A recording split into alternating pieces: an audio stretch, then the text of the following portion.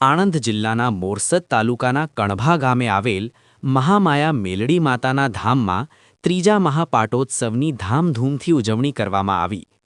કણભા ગામમાં મહામાયા મેલડી ધામ ખાતે માતા સાક્ષાત બિરાજમાન છે.